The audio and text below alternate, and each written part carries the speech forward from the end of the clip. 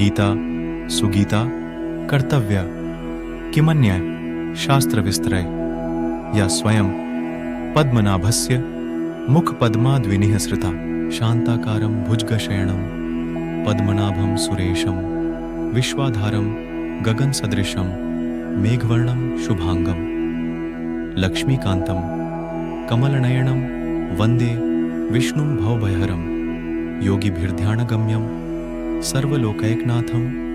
अर्थ, जिनकी आकृति अतिशय शांत है, जो शेषनाग की शैया पर शयन किए हुए हैं, जिनकी नाभि में कमल है, जो देवताओं के भी ईश्वर और संपूर्ण जगत के आधार हैं, जो आकाश के सदृश सर्वत्र व्याप्त हैं, नील मेघ के समान जिनका वर्ण है, अतिशय सुंदर जिनके संपूर्ण अंग हैं, जो योगियों द्वारा ध्यान करके प्राप्त किए जाते हैं, जो संपूर्ण लोकों के स्वामी हैं, जो जन्म मरण रूप भय का नाश करने वाले हैं, ऐसे लक्ष्मीपति कमल नेत्र भगवान श्री विष्णु को मैं सिर से प्रणाम करता हूं।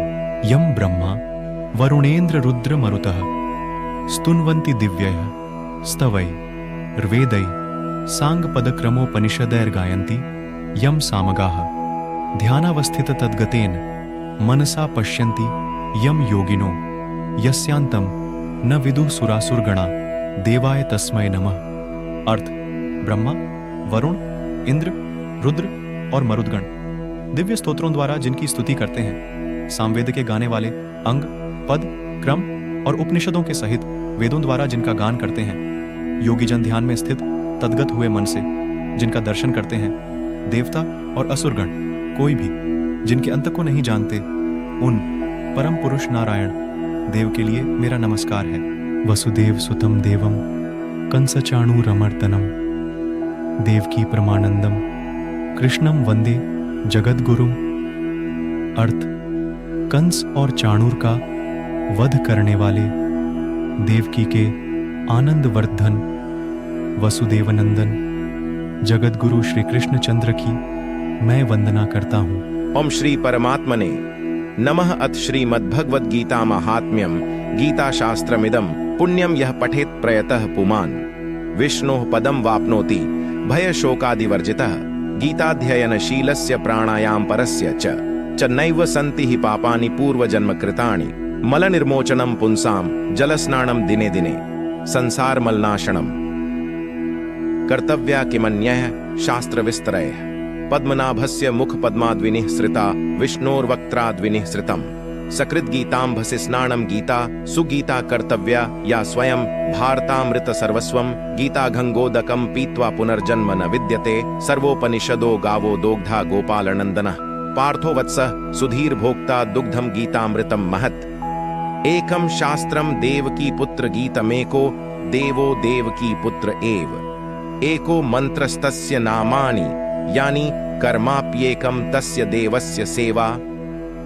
एक गीता महात्म्य, जो मनुष्य शुद्ध चित्त होकर प्रेम पूर्वक इस पवित्र गीता शास्त्र का पाठ करता है, वह भय और शोक आदि से रहित होकर विष्णु धाम को प्राप्त कर लेता है। जो मनुष्य सदा गीता का पाठ करने वाला है तथा प्राणायाम में तत्पर रहता है, उसके इस जन्म और पूर्व जन्म में किए हुए समस्त पाप निसंदेह नष्ट हो जाते हैं। गीता महात्म्य जल में प्रतिदिन किया हुआ स्नान मनुष्यों के केवल शारीरिक मल का नाश करता है, परंतु गीता ज्ञान रूप जल में एक बार भी किया हुआ स्नान संसार मल को नष्ट करने वाला है।